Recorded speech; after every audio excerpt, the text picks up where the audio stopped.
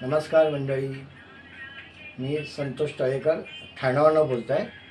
आज आमच्याकडे श्री राजराजेश्वरी त्रिपुरसुंदरी महागौरी हिचं आम्ही आंबा महोत्सव म्हणा किंवा आंब्याची वाडी म्हणा, पण आज आम्ही ती भरलेली आहे आणि आज आनंदाचा दिवस करून आज आम्ही तिची महापूजा मांडलेली आहे। ती महापूजा तुम्हाला आवडेल असा आमचा प्रयत्न आहे दाखवायचा। बघा तुम्ही आता। हॅलो, हां नमस्कार, प्रसाद संतोष तळेकर। हां आता पूजा करणार आहे, बघा आता पूजा तुम्ही।